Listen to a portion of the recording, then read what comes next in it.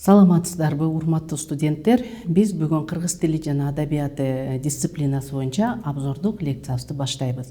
Обзордук лекциянын баштаардын алдында мен өзүбүздүн эни тилибиз кыргыз тилин өзгөчө бир уккулуктуу, жагымдуу экендигин баса белгилеп айткым келет.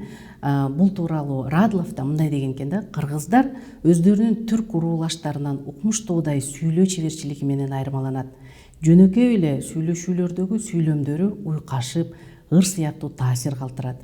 Сөздү айтканга да, укканга да кумарланган эл деп жогорку баасын берген. Ал эми Юдахин: кыргыз тилин изилдеп, бүт жан дүйнөм арбалып чыга албай калдым.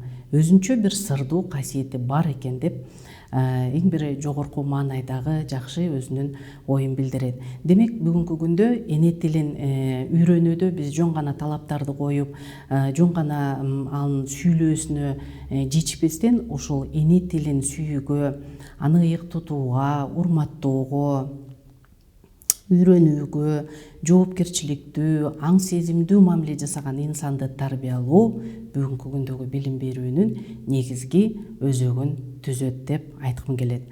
Кыргыз тили мамлекеттик тил катары коомубуздун бардык чөйрөлөрүндө активдүү колго алынып жатат. Бул максатта Кыргыз Республикасынын бардык жогорку окуу жайларында мамлекеттик тилди окутуу ишке ашып келет. Анда биз обзордук лекцияга өтө турган болсок, обзордук лекциябыз 2 бөлүмдөн турат. Бул кыргыз тили жана адабияты курсу боюнча өтүлгөн темалар.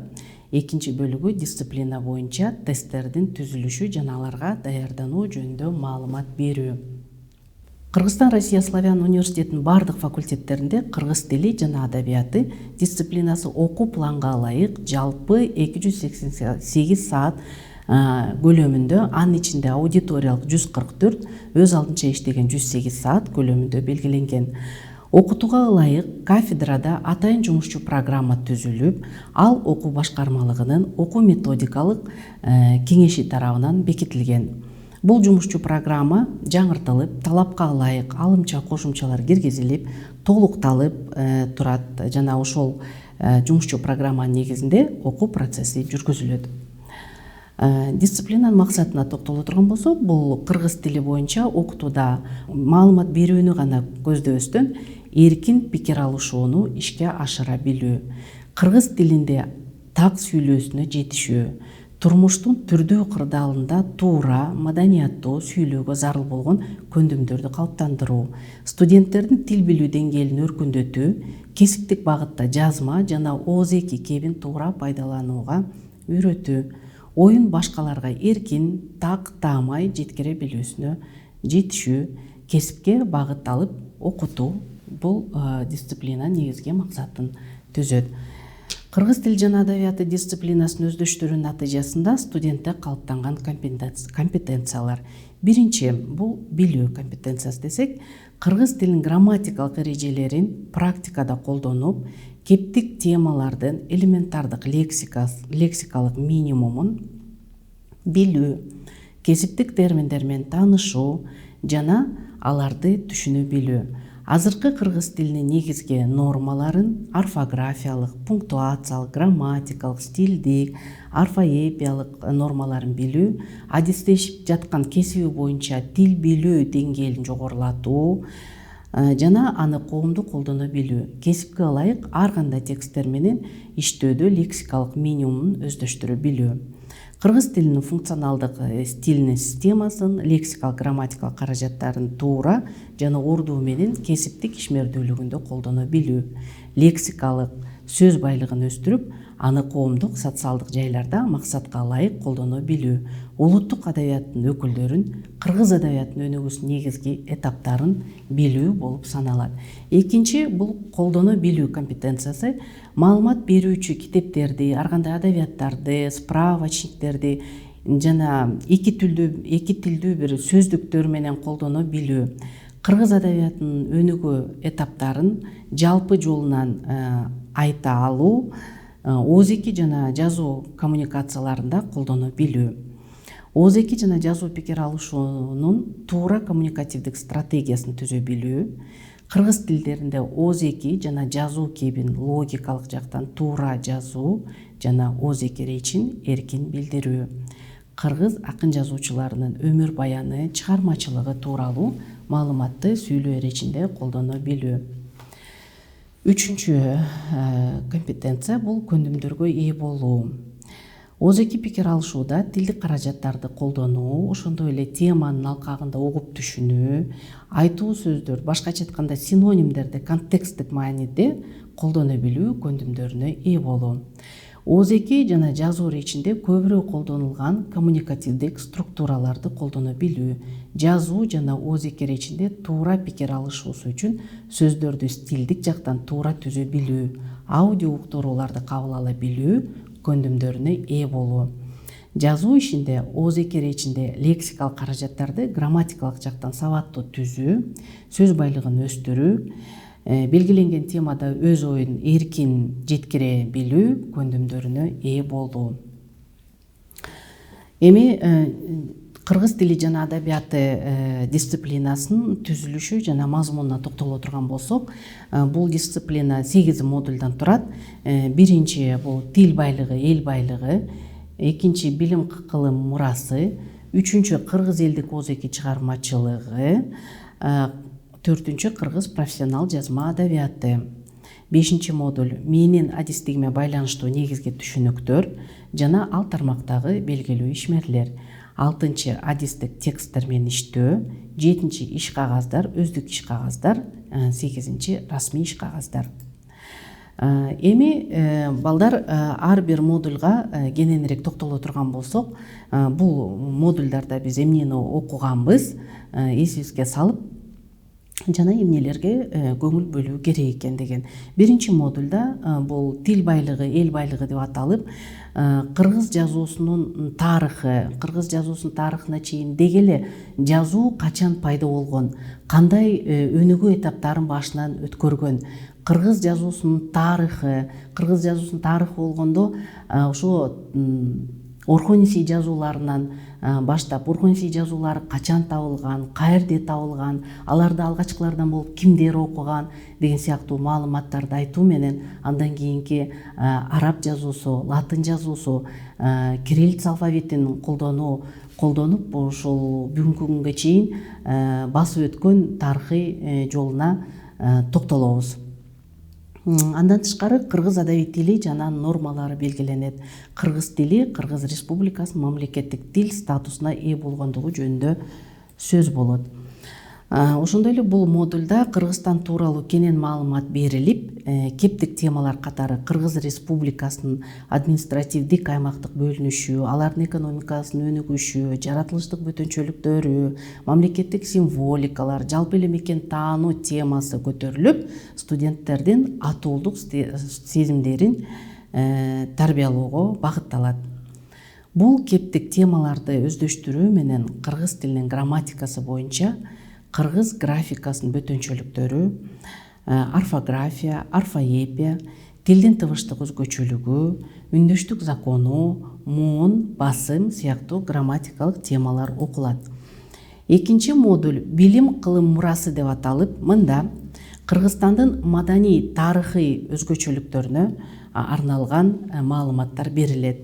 Анда орто кылымдын ойчулдары Жусуп Баласагын, Махмуд Кажгари, алардын өмүр жолу, улуу ойчулдардын жараткан эмгектери, Кут алуучу билим дастаны, Диван Лугат ат түрк сөздүгү, бул чыгармалардын философиялык бүтүмдөрү, ошол бул чыгармалар жалгыз гана кыргыз элине эмес, бүтүндөй түрк орток адабиятына арналган чыгарма катары таанып, окуп билип, андагы философиялык ойлор бүгүнкү күнгө чейин кыргыз элине тиешелүү болуп айтылып жүргөн макал лакаптар, насаат ырлар менен таанышышат. Бул маалыматтар менен бирге эле кыргыз элинин тарыхый инсандары Байтик Баатыр, Шабдан Баатыр, Курманжан Даткан кыргыз мамлекеттүүлүгүнүн эгемендүүлүгү үчүн кошкон салымдары тууралуу маалымат берилет. Андан тышкары бул бөлүмдө тарыхый инсандар менен бирге 1937-38 жылдардагы кандуу репрессия курмандыктары болгон кыргыз интеллигенциясынын каймактары Жусуп Абдрахманов, Касым Тыныстанов, Төрөкул Айтматов жөнүндөгү фактылык маалыматтар менен таанышышат. Мындай маалыматтардан тышкары студенттер ата эне, үй бүлө баалуулуктары, улууга урмат, кичүүгө ызат көрсөтүү, адеп жана ыйман, өз ара бири-бирин урматтоо, үй бүлө мүчөлөрүнүн милдеттери, муундар арасындагы байланыш, үй бүлөлүк сабаттуулук, кечиримдүүлүк, жоопкерчилик, ишеним жана сүйүү сыяктуу коомдук нормаларды камтыган кептик темалар көтөрүлөт. Мындай кептик темаларды талкуулоо менен лексика, синоним, амоним, антоним, архаизмдер, историзмдер, неологизмдер, фразеологизмдер сыяктуу грамматикалык темалар козголот. Бул эки модуль кыргыз тилинин грамматикасынын фонетика, лексика бөлүмдөрүн камтыйт. Үчүнчү модуль кыргыз элдик оозеки чыгармачылык деп аталып, мында жалпы адабият эки чоң бөлүктөн тура тургандыгы айтылат. Мейли кайсы гана адабият болбосун, орус адабияты, кыргыз адабияты, казак адабияты, бул эки чоң бөлүктөн элдик оозеки чыгармачылык жана жазма адабият деген эки бөлүктөн турат. Ушул элдик оозеки чыгармачылык жазма адабияттан эмнеси менен айырмаланат деген суроого жооп берип, алардын өзүнүн багы спецификалык бөтөнчөлүгүн билдирген 5 ажырымга токтолуп, алар тууралуу маалыматтар берилет. Жалпы эле элдик оозеки чыгармачылыкты майда макал лакап ырлардан баштап кыргыз элинин кийинчи адабий мурасы болгон Манас эпосуна чейин жыйноо, бул ал эпосты кагаз бетине түшүрүү, жаздыруу иштери тууралуу ушул бөлүмдө маалымдалат. Манас эпосу эл турмушунан алынып, мааниси терең, элдин биримдигин чыңдоого багытталган чыгарма. Элдин эркиндиги, көз карандысыздыгы үчүн күрөшүү, душмандарга каршы көрсөтүлгөн эрдиктерди даңазалоо, калктын уюткусун түзгөн ата уулдарын ынтымакка чакыруу болгондуктан Манас эпосунун темасы, идеясы, андагы образдар системасы менен студенттер таанышышат. Андан тышкары Кожо жаш, Эр төштүк, Эр табылды сыяктуу кенже эпостарды окутуу менен эпостардын көлөмүнө, андагы окуяларды камтылышына карап, шарттуу түрдө улуу жана кенже эпостары болуп, идеясына, окуялардын мүнөзүнө жараша баатырдык жана турмуштук социалдык деп экиге бөлүнөр тууралуу кыскача адабият таануу илиминен теориялык түшүнүктөр дагы берилет. Бул маалыматтар менен бирге акындык өнөрдүн өзгөчөлүгү, акындык өнөрдө пайда болгон өзүнчө агым, замана агымынын өкүлдөрү, чыгаан акын, комузчу, социалдык мааниси өтө терең ыр поэмалар тырдаган Арстанбек Буйлаш уулу, кыргыз элине кеңири белгилүү болгон ырларын жорго, накыл сөз түрүндө айткан Калгулбай уулу, тарбиялык мааниси терең, уккандын акылына уюй турган кептерди уйкаштырып айткан Жеңи Жоктун чыгармачылыгындагы турмуштук философияны камтыган чыгармаларды үйрөнүшөт. Ошондой эле бул бөлүгүндө улуттук каада салт, улуттук маданият, улуттук музыкалык аспаптар, майрамдардын өзгөчөлүгү талкуулануу менен кыргыз тилиндеги сөз түркүмдөргө, кыргыз тил грамматикасынын кийинки бөлүгү морфологияга, ошол сөз түркүмдөргө зататоч жана анын грамматикалык категориялары, сынаточ жана анын даражалары, санаточ, ататоч жана алардын маанилик бөлүнүштөрү кесиптик өзгөчөлүктөрүнө багытталган мисалдардын негизинде окутулат. 4-чү модуль кыргыз профессионал жазма адабияты жана искусствосы деп аталат. Мында деги эле кыргыз жазма адабиятынын пайда болуусу, анын өнүгүүсү, өнүгүү этаптары, улуттук акын жазуучулардын өмүр баяны, чыгармалары жөнүндө таанышышат. Мисалы айта турган болсок, ушул профессионал жазма адабиятынын башатында турган акын жазуучулардын бири Касым Тыныстанов, Касымалы Баялинов, Мукай Элебаев, Кыргыз поэзиясында өзүнчө бир жаңылык кирип, новатор акын катары кирген Алкул Усмоновдун поэзиясы, анын лирикалык ырлары менен таанышып, кыргыз элин дүйнөгө тааныткан жазуучу Чыңгыз Айтматовдун өмүр баянына, ал жараткан көркөм мурастарга кайрылып, ушул чыгармалар менен таанышат. Ошондой эле кыргыз искусствосу бул балет өнөрү, кино өнөрү, сүрөт өнөрү, скульптура өнөрлөрүнүн пайда болуусу, калыптанышы, өнүгүүсү тууралуу сөз козголот. Кыргыз искусствосу жөнүндө сөз кылганда, искусство ишмерлери Бүбүсара Бишеналиева, Татөбү Турсунбаева, Сүймөнкул Чокморов, Тургунбай Садыковдардын чыгармаларына кайрылышат. Бул аталган кептик темалар менен бирге грамматикадан этиштин чактары, ыңгайлары, мамилелери, тактоош жана кызматчы сөздөрдүн бөлүнүштөрү кесиптик өзгөчөлүктөрүнө багытталган мисалдар менен окутулат. 5 модуль бул менин адистигиме байланыштуу негизги түшүнүктөр жана ал тармактагы белгилүү ишмерлер деп аталып, анда адистик тексттер окулат. Башкача айтканда, адистик тексттер менен иш жүргүзүлөт. Мисал катары ала турган болсок, эгерде медициналык факультетти ала турган болсок, бул медицинанын атасы болгон Гиппократтан баштап Ибн Сина, Пирогов, Боткин, Рише, Беринг, Роберт Кох, кыргыз медицина ишмерлери Исаак Умбаев, Мамбет Мамакеев, Металип Мамытов жана башка ушул сыяктуу медицина ишмерлеринин медицинага кошкон салымы тууралуу окуп, грамматика боюнча кыргыз тилинин грамматикасынын кийинки бөлүгү синтаксис, анын ичинен сөз айкашын жана анын байланыш жолдорун үйрөнүшөт. 6 модуль адистик тексттер. 6 модуль 5 модуль менен тыгыз байланышат.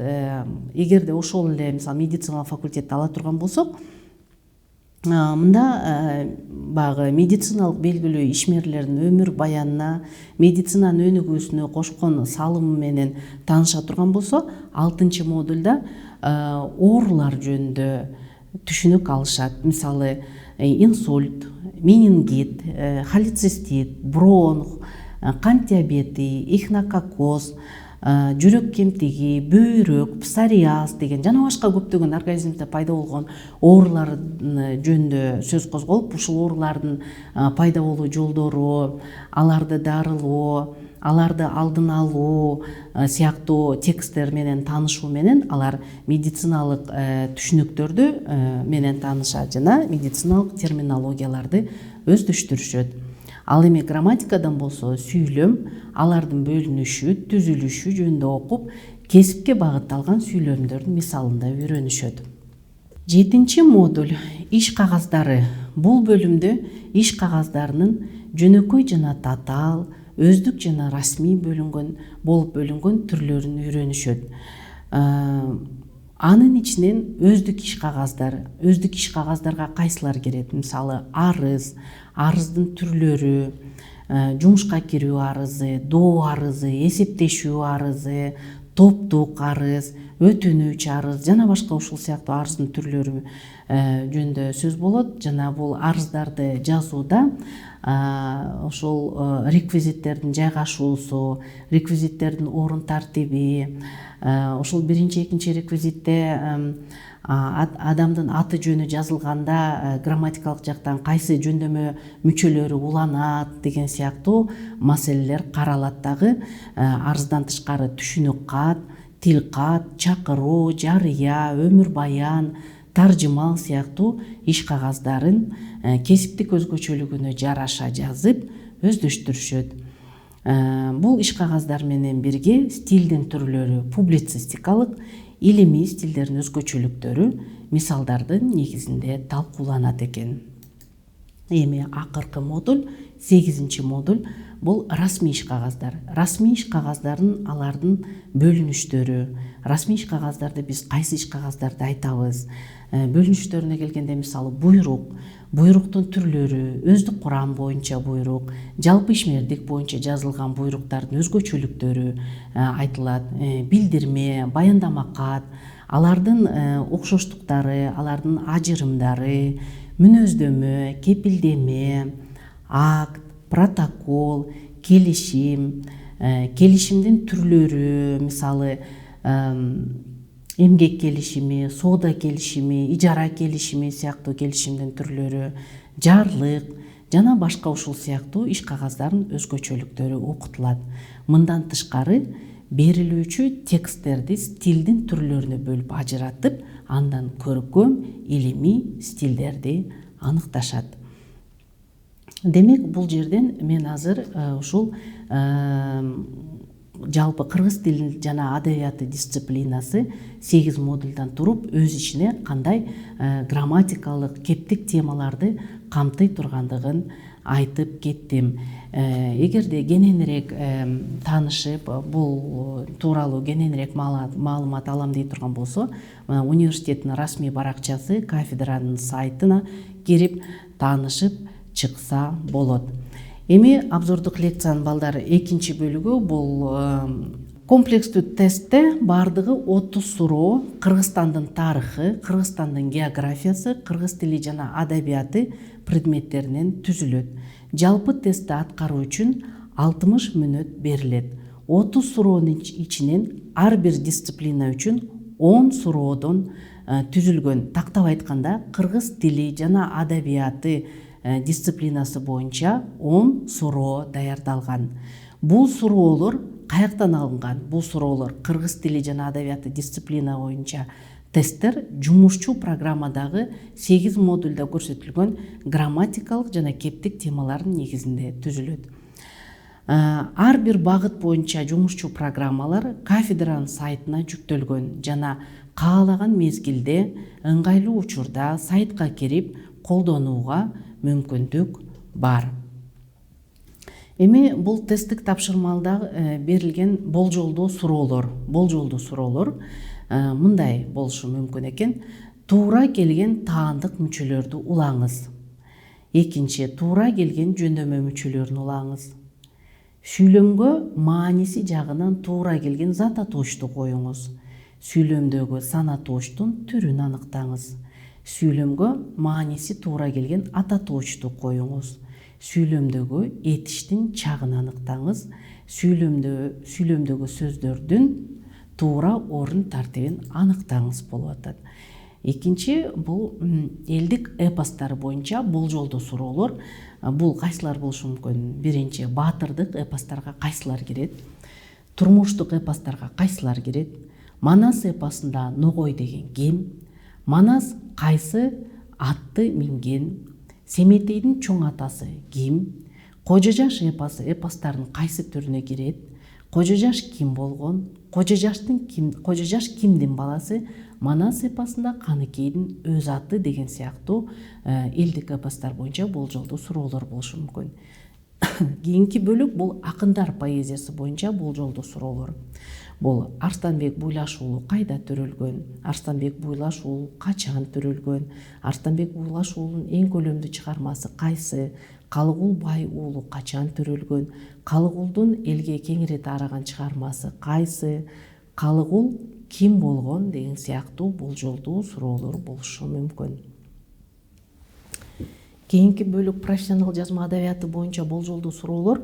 Бул Алыкул Осмонов кайсы жылы кайда төрөлгөн? Алыкул Осмоновдун алгачкы ыры кайсы газетага кандай аталышта чыккан? Алыкул Осмонов кайда тарбияланган? Алыкул Осмоновдун ырлар жинактары кайсылар деген сыяктуу суроолор болушу мүмкүн. Касымалы Байлиновдун Үркүн темасына байланышкан чыгармасы кайсы? Мукай Элебаевдин биринчи ырлар жинагы качан чыккан? Мукай Элебаевдин акын катары элге тааныткан ыры кандай деп аталат деген сыяктуу суроолор болушу мүмкүн. Же болбосо Айтматовдун өмүрү чыгармачылыгына байланышкан, мисалы Чыңгыз Айтматовдун алгачкы чыгармасы кайсы? Чыңгыз Айтматов кесиби боюнча ким болгон? Жазуучу Чыңгыз Айтматовго чоң чыгармачылык ийгиликти алып келген чыгарма кайсы? Чыңгыз Айтматов чыгармачылыгынын жазуучулук дебюту деп кайсы чыгарманы белгилейт? Чыңгыз Айтматовдун аңгемелери кайсылар деген болжолдуу суроолор болушу мүмкүн. Эми балдар, бул тесттерге кантип даярдануу керек? Тесттерге даярдануу үчүн биринчи дисциплинанын жумушчу программасынын мазмуну жана түзүлүшү менен таанышып чыгуу. Тесттерге даярдануу боюнча жалпы инструкцияны окуп чыгуу.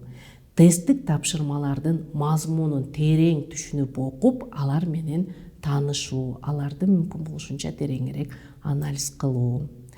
Бул берилген тесттерге тиешелүү деңгээлде даярдануу үчүн албетте кафедранын сайтында кафедра тарабынан атайын иштеп чыккан дидактикалык материалдар жайгаштырылган. Ал дидактикалык материалдарды дагы азыр слайдтан көрсөтөбүз. Мисалы, мынакей дидактикалык материал бул ушул фольклор, элдик оозеки чыгармачылыктагы эпостор жөнүндө жалпы түшүнүк берилип аткан экен. Эпостор бул элдин кылымдардан бирки башынан өткөргөн окуялары, тарыхтын урунттуу учурлары көркөм баяндалган ыр түрүндөгү көлөмдүү чыгарма. Эпостор тематикасына, ички мазмунуна карай эки топко турмуштук жана баатырдык бул бөлүнөт деп ушул эпостор жөнүндө жалпы маалымат берилип атат. Бул маалымат белгилүү фольклор таануучу Раиса Заитовна Кыдырбаеванын эмгегинен алынган. Бул ушул дидактикалык материалга карата мындай тест берилип атат. Балдар, карагыла. Тесттик тапшырмалардын болжолдуу үлгүлөрү. Тестке келгенде кандай суроолор же кандай үлгүлөр же кандай тесттер болушу мүмкүн? Мисалы, эпостор мазмунуна карай кандай болуп бөлүнөт деген суроо берилет дагы. Буга 4 варианты белгиленип атат. Жөнөкөй, турмуштук, улуу, баатырдык, социалдык, кенже, турмуштук, баатырдык деп.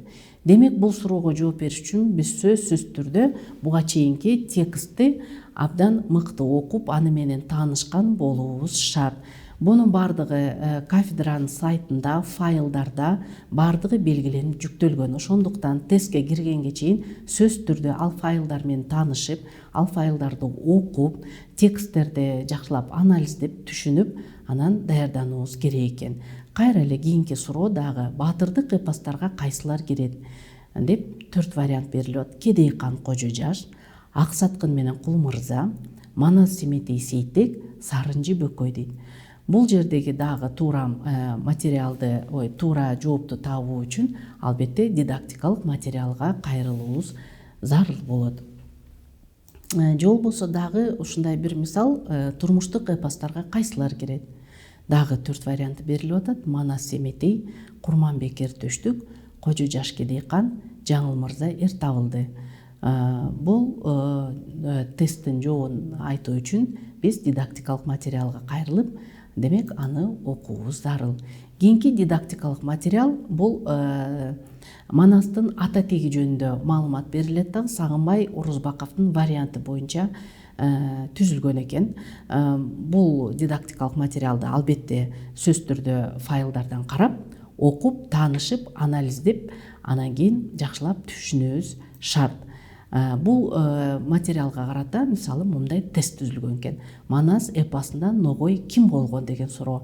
Бул тестке жооп берүү үчүн 4 варианты берилип атат. Манастын досу, Манастын чоң атасы, Кырк чоронун бири, Манастын каршылашы деген жооптор бар экен. Бул жоопторго туура жооп берүү үчүн биз албетте буга чейинки дидактикалык материалды абдан кунт коюп окуп, түшүнүп, анализдеп, эсибизге түйүп калышыбыз керек. Ошондо гана биз бул тесттик материалга жооп берген болобуз. Кийинки суроо дагы эле ошол эпостор боюнча, мисалы Кожо Жаш деген ким болгон деген суроо берилет экен. варианттарында баатыр, бий, мергенчи, малчы деп берилип атат. Бул туура жообун бериш үчүн жана эле жогоруда айткандай фольклор таануучу Раиза Кыдырбаеванын эмгегинен алынган маалыматка таянуубуз керек. Ошол маалыматты окуп, дидактикалык материалды жакшылап анализдешибиз керек. Ошол жерде жообу жазылган. Эгер бул текстти биз жакшылап окуй турган болсок балдар, анда биз бул суроого жооп бере алабыз. Кийинки тесттик суроо, мисалы дагы бир мисал, бул кожо жаш кимдин баласы болгон деген суроо экен. Алыкул Үсөнбаевдин айтуусу боюнча, ошол вариант боюнча алынган маалыматка таянып, бул жерде жообу 4 вариантта берилип атат. Карыпбайдын баласы, Каракожонун баласы, Зулайканын баласы, Шабырдын баласы.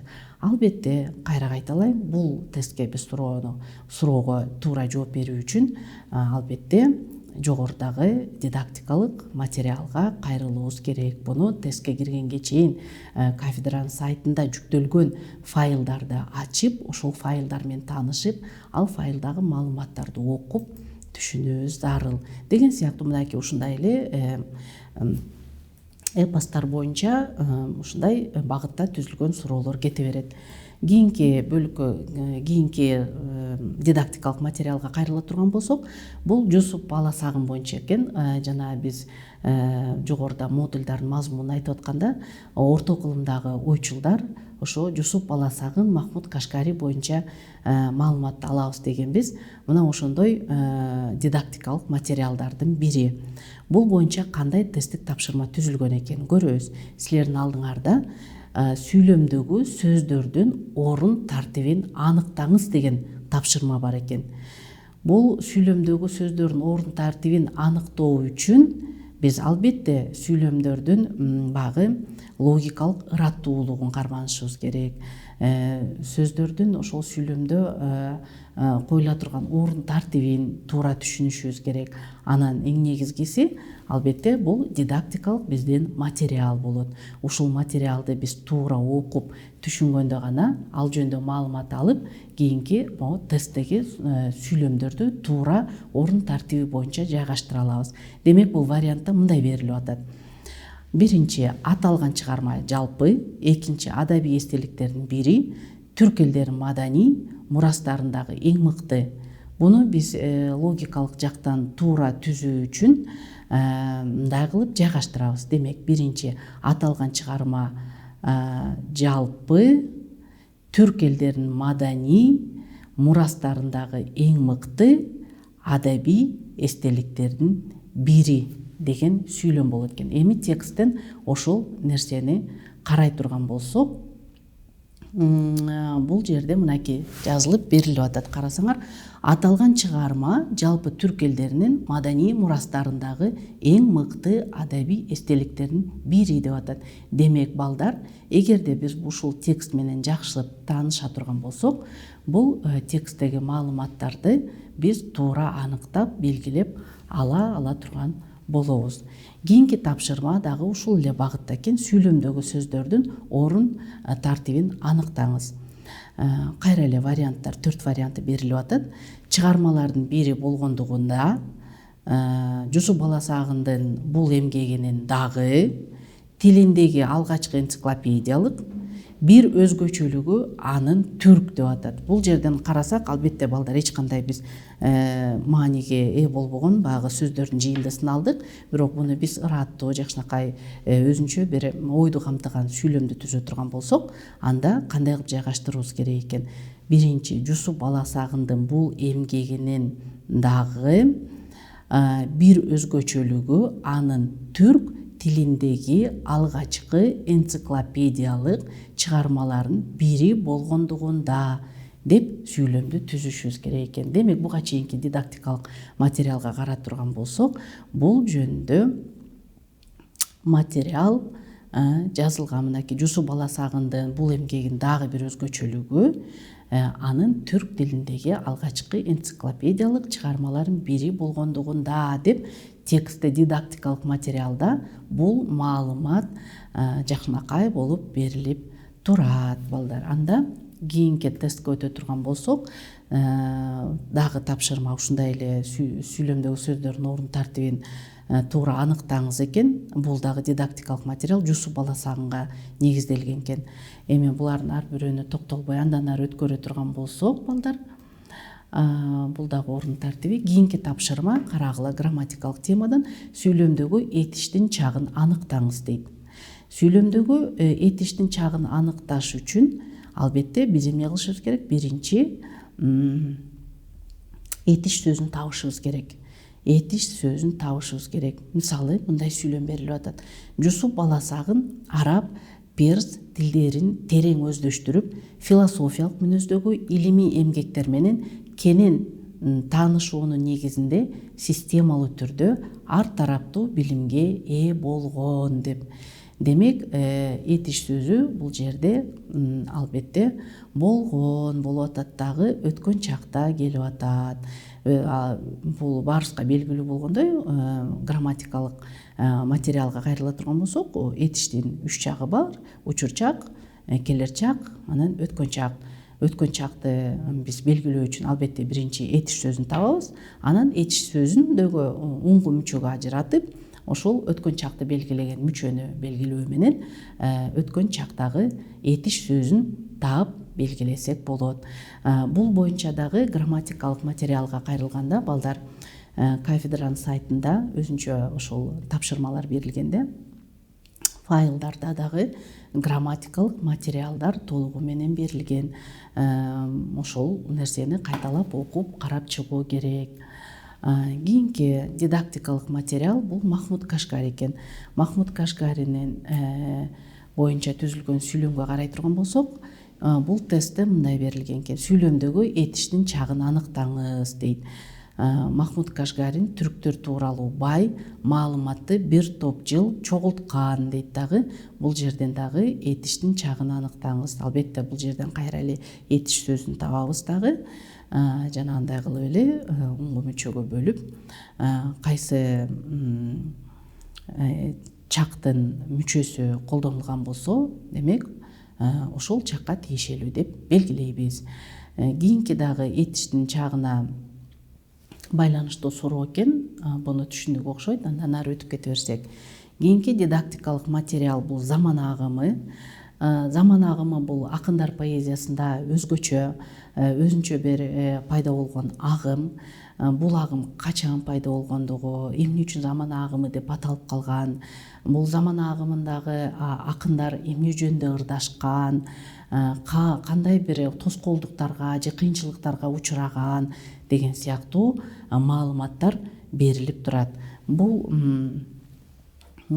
турат дагы, эгерде тесттик суроого кайрыла турган болсок, анда мындай суроо берилет экен: замана агымынын өкүлдөрү эмнеге дуушар болгон? Варианттар: билимге, байлыкка, куугунтукка, төңкөрүшкө дейт. Демек, бул эмнеге дуушар болгон билүү үчүн албетте бир сөзсүз түрдө дидактикалык материалга кайрылуубуз керек. Бул жерде мынакей сүйлөм туруп атат: коммунисттер доорунда реакциячыл адабий идеялык көрүнүш катары кабыл алынып, куугунтуктоолорго дуушар болгон деп. Кийинки тесттик суроого кайрыла турган болсок, акындардын ырлары кандай чыгармалар катары окуучуга жеткирилген эмес? Варианттар катары 4 вариант берилип атат. Биринчи: мазмуну маданияттуу болгондугу үчүн, мазмуну реакциячыл болгондугу үчүн, мазмуну новаторлук болгондугу үчүн жана мазмуну тарыхый болгондугу үчүн. Бул суроону туура жообун табуу үчүн албетте биз сөзсүз түрдө кайра кайталайм, дидактикалык материалды абдан терең окуп, туура түшүнүп, андагы материалды анализдеп эсибизге түйүп калууга аракет кылышыбыз керек экен. Мына бул жерде кайрылсак, бул жерде коммунисттер доорунда реакциячыл адабий идеялык көрүнүш катары кабыл алынып, куугунтуктоолорго дуушар болгон деген эки суроонун жообу туурап берилип жатат. Балдар, кийинки тесттик суроого көңүл бөлө турган болсок, реакциячыл чыгармалар деген эмне деген тесттик суроо берилип атат. Анын жоо катары ошол мезгилдин талабына ала келбеген көрүнүштөр варианты. Экинчи вариант элдин аң сезимине тескери таасир бере турган байманаптык идеологияда жазылган, мактоо жактоо иретинде жазылган ырлар, коммунисттик идеологияны өнүктүргөн ырлар дейт. Албетте бул тестке туура жообун табуу үчүн биз жанагындай дидактикалык материалды жакшы окуп анализдеген болушубуз керек болот. Кийинки куугунтуктоо деген эмнени түшүндүрөт дейт. Бул ошол сөздүн маанисин түшүнө билүү. 4 вариант берилип атат. Аймактан кууп чыгууну, изине түшүү, кысымга алуу, сыйлоо, эркиндикти тартуулоо. Демек, бул сөздүн маанисин изине түшүү, кысымга алуу деп туура белгилөө керек. Кийинки суроо бул дагы ошол акындар поэзиясы боюнча берилген суроо экен. Мисалы, жанагы жогоруда айткан Калгул Бай уулу кандай үй бүлөдө төрөлгөн дейт. Кандай үй бүлөдө төрөлгөндүгү тууралуу маалыматты биз албетте жогорудагы дидактикалык материалдан ала алабыз. Кийинки дагы акындар поэзиясына арналган тесттик суроо экен. Бул дагы дал ошондо жогоруда белгилегендей эле. Кийинки дидактикалык материал Касым Тыныстанов деген дидактикалык материал. Бул эгерде тесттик тапшырмага көңүл бөлө турган болсок, карагыла. Туура келген таандык мүчөлөрдү улаңыз деген тапшырма турат. Буну аткаруу үчүн сүйлөмдү окушубуз керек. 1912 жылы Касымды ата көп чекит коюлган Тыныстан Каракол шаарындагы орус түзем мектебине орноштурат. Демек, бул жерде таандык мүчөлөрдү кайсынысын улайбыз же таандык мүчөлөр деген эмне деген нерсеге мындай көңүл бөлүшүбүз керек да. Демек, таандык мүчөлөр болгондо бул кандайдыр бир затты экинчи бир жакка таандык кылып көрсөткөн зат атооштун грамматикалык категориясы болуп атат. Анын өзүнө тиешелүү мүчөлөрү бар. Мисалы карай турган болсок, карагыла. Биринчи жак жекелик санда менин китебим затты бир жакка таандык кылып көрсөтүү. Көптүк санда биздин китебибиз. Экинчи жак сенин китебиң, көптүк санда силердин китебиңер. Экинчи жак сылык формасы сиздин китебиңиз, көптүк санда сиздердин китебиңиздер. Үчүнчү жак анын китеби, көптүк санда алардын китеби. Демек, таандык категориянын мүчөлөрү, өзүнүн мүчөлөрү бул биринчи жактыкы ым мүчөсү, көптүктөрдө ыбыз мүчөсү, экинчи жактыкы ың мүчөсү, ыңар мүчөсү, ыңыз мүчөсү, ыңыз мүчөсү, ыңыздар, ыңыздар, сы мүчөлөрү келет экен да. Демек, бул грамматикалык материалды биз кайра эле ушул кафедранын сайтында файлдарда жайгаштырылган грамматикалык тапшырмаларды окуп, билип, жаттап, эсибизге түйүп алып, анда ага чейинки ошол тесттик суроого жооп берүүбүз керек экен. Демек, бул жерден Касымды атасы деген сы мүчөсү, анын атасы сы мүчөсүн улап туура белгилеп коюубуз керек экен. Кийинки тапшырмада туура келген таандык мүчөлөрүн улаңыз деп атат. Бул дагы дал эле ошол багытта иштеле турган тест болот. Азыркы кыргыз орфографиясынын негизги принциптерин иштеп чыгып, кыргыз тилинде туңгуч окуу китептерин, кыргыз тилинин туңгуч грамматикасын жана тил илим көп чекитке деп атат дагы боюнча кыргызча терминологияны түзгөн дейт.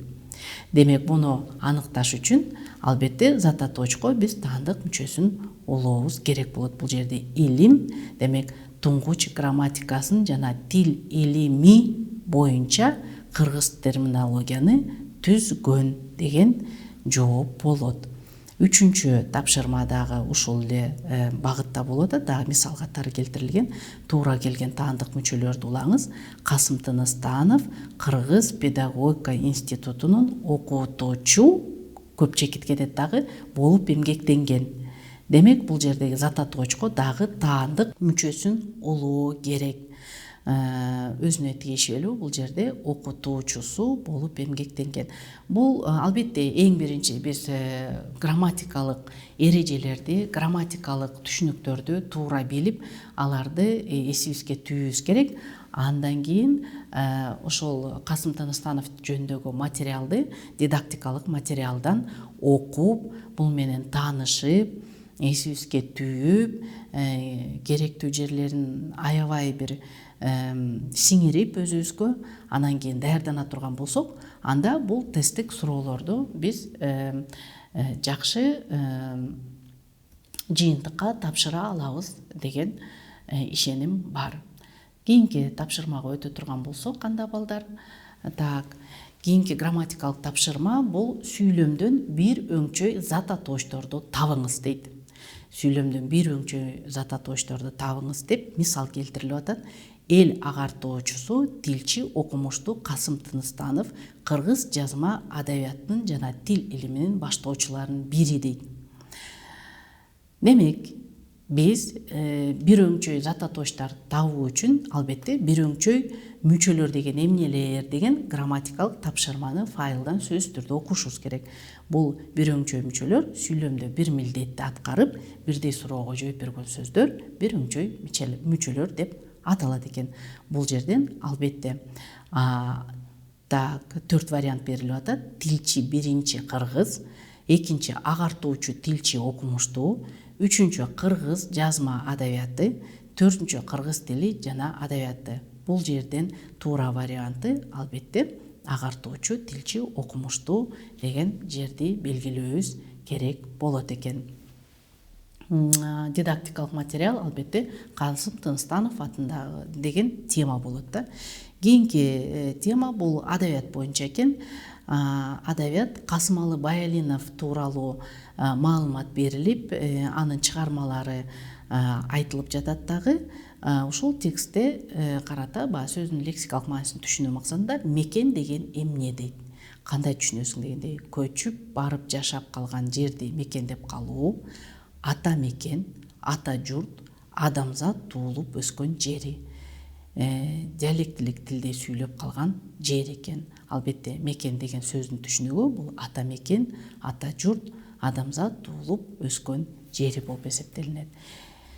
Кийинки тапшырмадагы адабиятка байланыштуу экен. Бул Касымалы Баялинов жөнүндө маалымат берилип, Касымалы Баялинов каерде төрөлгөн, качан төрөлгөн, кандай чыгармалары бар, кандай өзгөчөлүктөргө ээ деген сыяктуу суроолорго жооп берүү менен төмөндөдүй суроо түзүлгөн экен. Кыргыз профессионал адабиятынын түптөлүшү кимден башталат? Вариант: Касымалы Баялинов, Алкул Осмонов, Түгөлбай Сыдыкбеков. Демек, эгерде биз текстти балдар жакшылап окуп, аны түшүнө турган болсок, бул жерде текстте берилип атат мынакей: Кыргыз профессионал адабиятынын түптөлүшү белгилүү жазуучу Касымалы Баялиновдун ысымы менен тыгыз байланыштуу деп берилип жатат. Кийинки тапшырма бул тест туура келген жөндөмө мүчөлөрүн улаңыз деп бериптир. Эми жөндөмө мүчөлөрү боюнча айтканда, албетте кайра эле ошол бизде берилген грамматикалык сабакта да берилген, азыркы кафедрада дагы сайтында, атайын файлдарда грамматикалык тапшырмалар, темалар бардыгы жазылган, берилген. Ошол жерден эсибизге салуу керек экен да. Жөндөмө бул кыргыз тилинде 6 жөндөмө бар деп. Анан албетте жөндөмөлөрдүн мүчөлөрүн, жөндөмөнүн суроолорун эсибизге салып, анан бул тестке жооп берүүбүз керек. Жөндөмөлөр боюнча айта турган болгондо, мына карагыла, 6 жөндөмө, 6 жөндөмөнүн өзүнө тиешелүү суроолору бар, 6 жөндөмөнүн өзүнө тиешелүү мүчөлөрү бар. Бир гана эске салып кое турган учуру бул биринчи, экинчи жактын таандык мүчөлөрү уланып турган сөздөрдү жөндөгөндө барыш жөндөмөсү өндөгө үнсүз тыбыш түшүп, үндүү гана сакталып калат.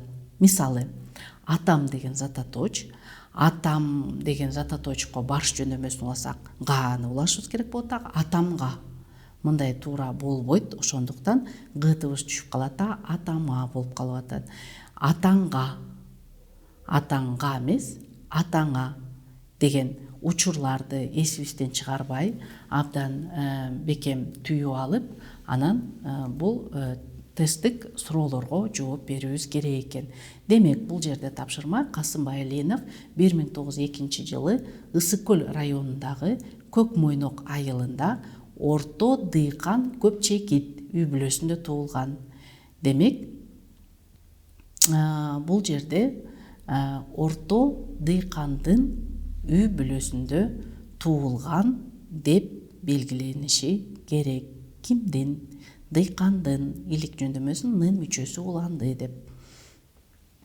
Кийинки тесттик тапшырма туура келген жөндөмө мүчөсүн улаңыз. Ушул эле багытта кетип атат. Баялинов кыргыз көркөм котормосуна алгачкылар Көпчекит кеткен болуп ис салган. Демек, алгачкылар дан болуп ис салган деген туура вариантын белгилөө керек. Кийинки дагы ушул эле багытта кетип атат. Туура келген жөндөмө мүчөсүн улаңыз. Бул жер эми түшүнүктүү болуш керек. Андан ары кете турган болсок, адабият боюнча кайра кийинки суроо келип атат. Мукай Элебаев боюнча дидактикалык материал. Мукай Элебаев качан төрөлгөн, каерде төрөлгөн, чыгармачылыгы жөнүндө кыскача маалымат берилип, анан Мукай Элебаевдин автобиографиялык чыгармасы кайсы деген суроо болуп атат. Албетте бул тесттик суроого жооп берүү үчүн биз жогорудагы дидактикалык материалга кайрылуубуз керек.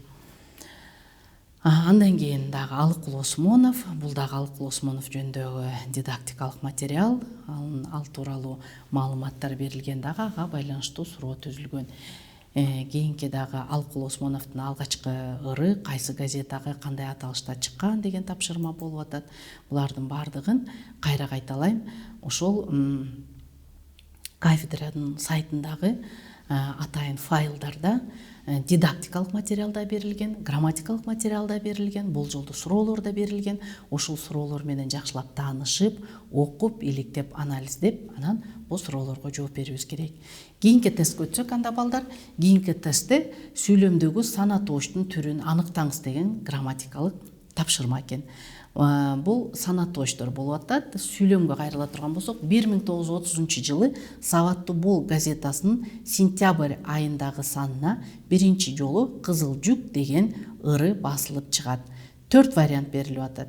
Бөлчөк санатооч, топ санатооч, эсептик санатооч, иреттик санатооч. Албетте бул санатоочтор маанилик жагынан бөлүнүштөрүнө аныктагардан мурун санатоочту таап алышыбыз керек. Бул жерде кайсы санатооч болот? 1930 жылы биринчи жолу дегендерде келип атат. Демек, булар туура. Эгер грамматикалык материалга кайрыла турган болсок, иреттик санатоочтун ынчы мүчөсү менен жазылгандыктан бул эсептик санатоочко кирет деп белгилешибиз керек. Кийинки сүйлөмдөгү санатоочтун түрүн аныктаңыз деп атат. Мисалы, Алыкул Осмоновдун поэзиясынын 1000ден ашуун сүйүп окуган окурмандар бар. Албетте, тестке жооп бериш үчүн биз биринчи санатооч кайсы экенин табышыбыз керек. Бул жерден 1000ден ашуун болуп атат. Варианттар берилип атат. Бөлчөк санатооч, чамалама санатооч, эсептик санатооч, иреттик санатооч. Ушул 4 варианттын кайсынысы туура келет? Албетте, бул жерде чамалама санатооч болот. Себеби 1000ден ашуун деген сөздүн чамалап көрсөтүү маанисиндеги сөздүн колдонулушу менен жасалды. Кийинки тапшырмага кайрыла турган болсок, бул белгиленген санатоочту оңгу мүчөгө ажыратыңыз дейт. Мисалы, коронавирус оорусу күчөгөн учурда 1000деген дарыгерлер өмүр сакчылары болду. Демек, бул жердеги санатооч кайсы? 1000деген деген сөз болуп атат. Эгер аны оңгу мүчөгө улай турган болсок, кандай болот? 4 вариант берип атат. 1000лаган, 1000деген, 1000деген, 1000дени деп атат да. Демек, бул жерден туурасы 1000деген болот деп бөлүнөт. Кийинки сүйлөмдөгү санатоочтун түрлөрүн аныктаңыз болуп атат. Андай сүйлөмгө кайрылсак, Бул суу эритмеси 10% эриген заттардан турат. Анын 0,9% органикалык эмес туздарга, 2% белоксуз органикалык бирикмелерге жана болжол менен 7% белокторго туура келет деген сүйлөм экен. Биринчи албетте санаточтор табабыз, бул 10%, 0,9% жана 2%, 7% дегендер болуп атат. Булар кайсыга кирет деген 4 вариант келип атат. Биринчи иреттик санаточ, эсептик санаточ, эсептик санаточ, жамдама санаточ, топ санаточ, эсептик санаточ жана бөлчөк санаточ, эсептик санаточ деген жооптор болуп атат. Албетте бул жерде 4-үнчү род бөлчөк санаточ жана эсептик санаточ түрлөрү келип атат. Бөлчөккө бул 0,9% болуп атат, и эсептик санаточ бул 2%, 10%, 7% деген көрсөткүчтөр болот. Кийинки тапшырма бул сүйлөмгө мааниси туура келген ата точторду коюңуз деген тапшырма экен, тест.